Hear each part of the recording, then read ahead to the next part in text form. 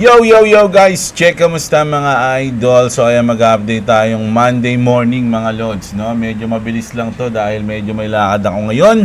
But sulit na sulit ang update natin ngayon, no? So bago tayo mag-start mga idol, alam niyo na, palike muna ng ating video. At syempre, kung gusto niyo ng ganitong update, everyday news, no? Everyday balita dito sa ating X, at syempre mga trending news, at syempre mga global news, mag-subscribe na kayo sa ating channel, no? So ayan ha, nauntog na naman ang ating XRP dito sa kanyang resistance, no? At ito mga idol, balikan natin, no? So 'di ba ginuhitan natin yung kung saan maliliquidate si James Wynn, at ayun nga, tinamaan siya dito mga idol, no? So parang sinundot siya.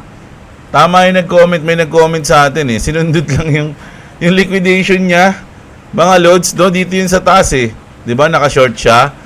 So sinundot siya and then bumagsak mga lodi bago bumalik sa position niya. Kita niyo yan, malas na malas talaga si James Wynn. Mga lodi, pagka ganyan, ayun, may isip mo niyan, parang ikaw na lang yung laging pinag-iinitan Sipin mo, $1 million tapos naka 40x, sinundot ka lang mga idol. Ayan dito yan 'di ba? Ito yung kanyang position 'di ba? Tapos ito yung kanyang liquidation. So tinandaan natin, sabi nga natin muntik na siya ma-liquidate dito. Tapos ngayon nung binalikan siya, boom, iyak mga idol. So ayan yung update sa kanya. Hindi pa ako pumupunta sa page niya, pero nung nakita ko to, naisip ko, nako, yun na. Mukhang sinundot. Easy $1 million si market maker. Mga idol, no?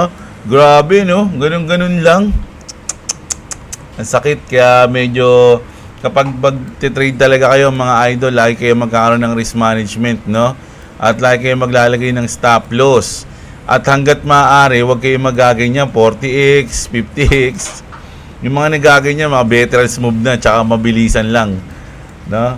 Ako, pag nag-trade ako, sabagay, ganyan din ako dati yun. Pero ngayong nagbubudega na ako, hindi na ako ganyan. Kasi medyo mas malaki yung dyan. Kasi, actually, experience ko dyan, mga idol, malaki yung panalo, pero malaki din yung talo. Ang experience ko dyan, halimbawa, isang linggo, nanalo ako ng mga 25k. Ganon, isang linggo, no? Trade tayo ng Lunes hanggang Biyernes o hanggang weekends. Kasi, usually, pag weekends, weekends, tama. Hindi na ako nagtitrade kasi medyo magalaw dun, di mo mahulaan So, laging lang yan, Lunes hanggang Biyernes. Actually, pag Biyernes ng gabi, medyo hindi na nga Ganon ako dati. Tapos, ganon din ako mag-trade 50 leverage. So, ang nangyayari niyan, nananalo tayo ng mga ganon, pero may mga chance na nangyayari na isang trade lang, lahat ng pinanalo mo ubus. Yung pinanalo mo ng isang linggo, ubus yun, mga idol, sa isang trade lang. Nasasayang, no? So, mas maganda risk management and ayun nga, babaan nyo na yung revenue leverage nyo. So ngayon, masyado na maingat ako mag-trade ngayon mga idol, no? Masaya na ako sa mga 15, 20, mataas na yung 30 USDT na profit ko, tapos tahimik na ako, bubodega ako na. Ganun na, balik na tayo sa ating di ba? So okay na ako doon. So eto, grabe yung nangyari sa kanya, at tinamaan yung kanyang sinundot yung kanyang liquidation. 'Di ba? Tapos bigla kang ginanon, no? Biglang bumalik. Nako. Ang sakit niyan, mga idol. So ngayon medyo bumaba yung market natin. Ayan. So tatry niya ba ulit untugin 'yan, mga lodi, no? Ito na, grabe. Alam nyo ba mga idol, nakakapagtaka na ngayon. Kasi isipin nyo, hindi na biro to mga lodi, 300 million XRP na to, 320 million XRP. 'Di ba? Halos 1 billion na 'Di ba? 320 million XRP transferred from SBI BC Trade. Valued at $703 million. Is something huge brewing behind the scene, mga idol. Grabe, no? Pang ilan na to na binalita natin na ganito, na hinuhugot nila yung XRP, mga idol. Pang ilan na to? Hindi pa, eto din, 160 million XRP naman. 160 million XRP transferred. This isn't noise, this is a smart money on the move. 160 million XRP Just, ito nga, lit lang ng ng gas fee, oh. Oh. Grabe to. So, halos, ledger number pala to. Whales don't play the position early. Are you paying attention on getting left behind? Nako, real investors are watching, mga idol. So, unti-unti na nilang inuubos ang XRP sa mga crypto exchange, mga idol. Nagugulat ako sa mga ganito. Pang ilan na natin tong balita, oh. 'Di ba? Grabe na yan, mga lodi, no? Baka maiwan tayo, mukhang kailangan natin yung budikin. Alam nyo, pag mga ganito, nakakarinig ako ng mga ganito, nakakabasa tayo ng mga ganitong news. Di ba sabi ko nga sa inyo, 50-50 yung aking portfolio. 50% sa XRP, 50% sa lahat. No? Alo-alo na yun. Parang, parang yung, alam nyo yung, kasi dati nag-all in talaga ako, mga idol eh. Bago ako bumili ng sasakyan, all in yun, halos lahat XRP. Yung binili ko ron. Yan, naubos yung XRP natin. So ngayon, sa sobrang gusto kong bumawi ng XRP, parang babaliwalayin ko na yung tamang strategy. Kasi yung tamang strategy, dapat nga 40% lang eh, ng pinaka main gusto mo na coin, and then 60% halo na sa lahat. So tinasan ko na nga, mas 50% na sa akin sa XRP, and then halo na sa lahat yung 50%. 'Di ba? Nako, pag pag mga ganito, parang gusto ko na mag-all in eh. Pero ayaw ng isip ko eh. Gusto ng puso ko, ayaw ng isip ko, mga idol panis.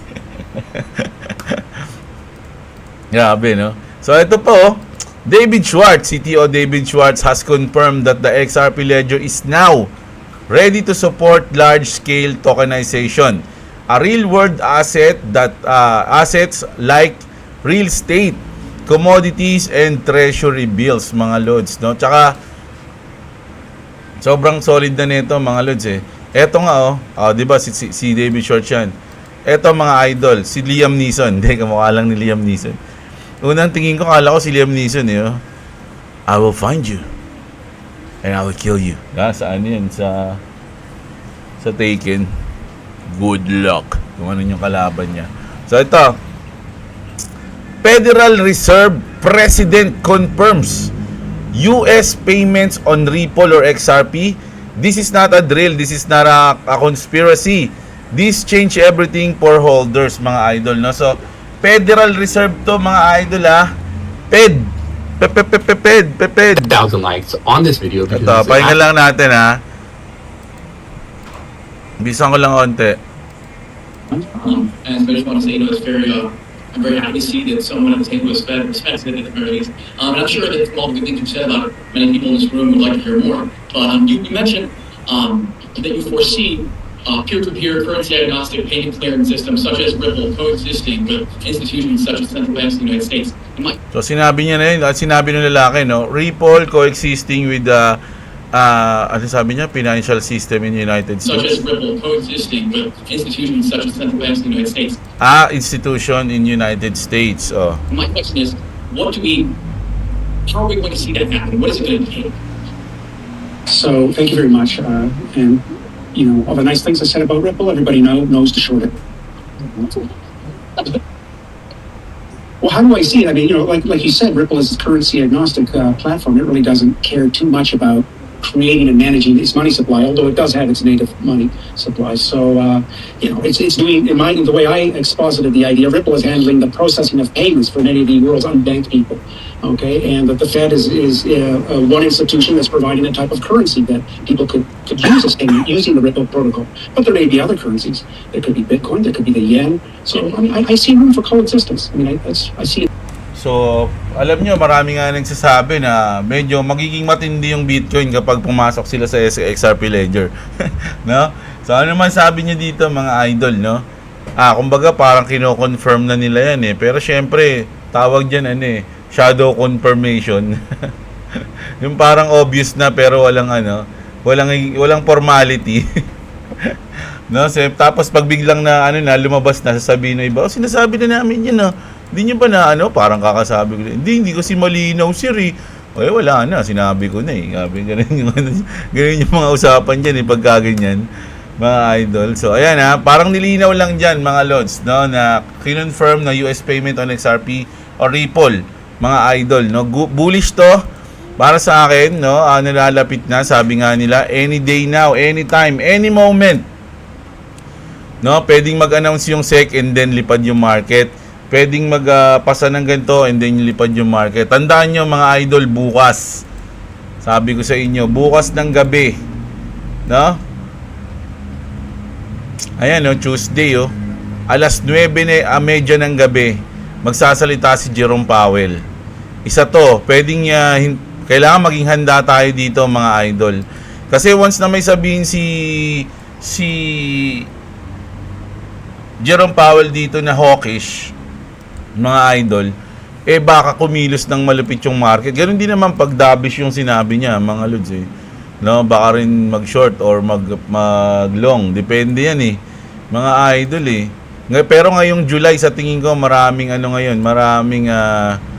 kahit na ito, dito tayo ngayon eh. Ito yung July natin hanggang 30.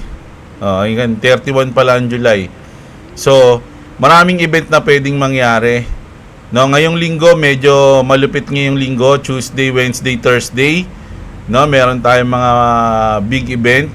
Tapos matagal nang wala, halos mga isang linggo rin. Tapos Thursday naman FOMC meeting minutes. July 10. Then July 15 CPI report, July 16 PPI report, no, monthly. Tapos Thursday naman unemployment claims mga lodi ng July 24. And then tuloy-tuloy na to hanggang July 30, no? 31 pa lang FOMC, sorry. So last day, 31 FOMC meeting. So magiging big talaga tong July, mga idol, no? So yun, grabe to, gravities tayo dito. Pero ako, ang hinahangad ko, no, medyo wag ka munang tumaas, mga lodi. No, kung tataas ka man, siguro baka mag-umpisa ka na ng September. Ayan, mga bear months. Para ready na. Ready na yung bag natin, no? Kahit na onti pa lang yung iipon natin, pwede na yun. Bawi na lang tayo next cycle. Diba? At least may puhunan na tayo next cycle if ever. Diba? So, ayun. Tapos, ito ang gusto kong marinig nyo o basahin ko kasi kakapost lang na ito ni Robert Kiyosaki kanina umaga. Sabi niya, what is expensive? No, kasi ngayon nasa $2.1 yung XRP. Pero kasi ito Bitcoin yung sinasabi niya rito, mga idol, no. I was late into Bitcoin. I waited too long, sabi niya, which may have been a good thing. I waited because I did not understand today's modern money. No, so I bought my first Bitcoin at $6,000 a coin. Sabi niya, it was expensive, mga idol, no? Nung panahon na yun, kapag 6,000 yung Bitcoin, napakamahal na nun, mga lodi. Kasi sa atin, pag 6,000, 30,000 na to. Ay, hindi, ano pala, 300,000. No, halos 300,000 plus na yan. So, expensive na kung bibili ka ng isang coin sa halagang 300,000, di ba? So, ganun. Pero bumili pa rin siya. Today, ngayong araw na to, I wish I had bought more on 6,000 price. No? So, ayun, ganun yun mga lods eh. Today, Bitcoin is 107 a coin. Again, in my mind, I say, that's expensive. But I am buying more. Why? Sabi niya, because if and when Bitcoin sells for $1 million a coin, I will once again be saying, I wish I had bought more. So, ganun, di ba? So, tama yun, mga lods, no? Kasi, time, ayun talaga yung pinaka-binabayaran dyan. Even if you can afford only one Satoshi today, I believe 5 years from now, you will be saying, I wish I had bought more. Will Bitcoin hit 1 million a coin? I don't know, sabi niya. What I do know is, I will be saying, I will wish I had bought more at $107, $107,000 at $107,000 Bitcoin was priceless.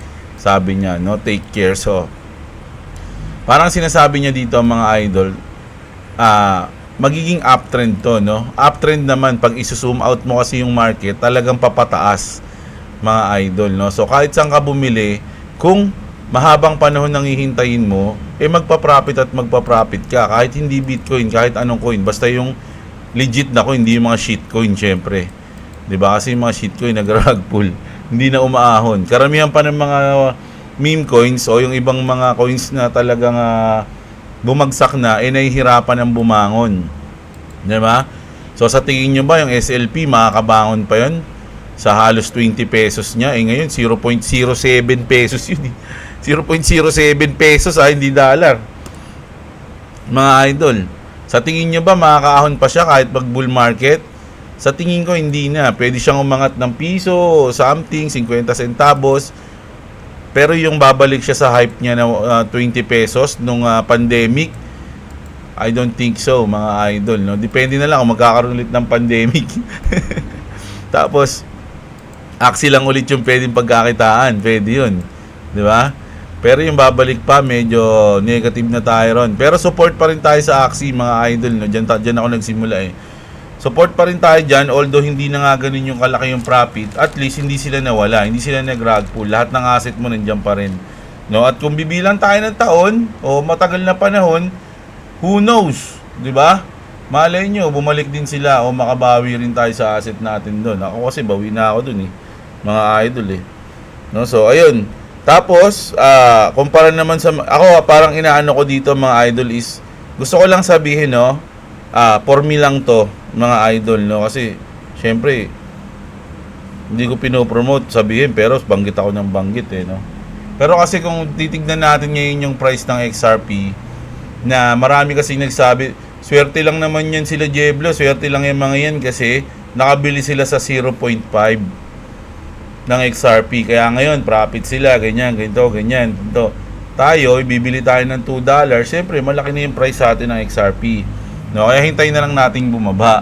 O, di ba may nag-comment nga sa atin dito, kakahintayin ng tropa niyang bumaba, sobrang lumipad na yung o naiwan na sila. So, ito, nasa inyo na mga lods, no? Do your own research sa presyo ng Bitcoin noon na 6,000 na walang utility, kundi peer-to-peer lang. Di ba? O sa presyo ng XRP ngayon na napakaraming utility, napakaraming partner, pero $2.17 lang, mga idol. Kung bibilang tayo ng ilang taon, sa tingin nyo, malabo ba magaya ng XRP yung Bitcoin? Pwedeng hindi magaya sa mabilis na sa panahon, pero kung bibilang ka nga ng maraming taon, after 10 years, 15 years, hindi na para sa'yo, para na lang sa mga anak mo, o para na lang sa, kung bata ka pa, swerte mo.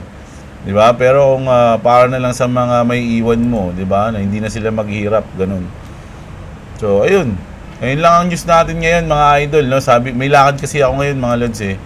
Meron akong pupuntahan. So, babawi ako sa inyo bukas ng umaga. At ayun, happy birthday sa brad ko. Ayun, kita-kits tayo mamaya. Ay, bukas pa rin ng umaga. Ayan, maraming salamat, mga idol. At magandang gabi sa inyong lahat. At What's up? Subscribe to Clubs TV, subscribe to Jeplo. If you want to subscribe to me, it's a link in the description. And again, if you want to subscribe to me, it's a link in the description. Why am I saying again? Okay, so thank you all for watching my dad's video. And peace. I'm Batman. I forgot the Batman voice.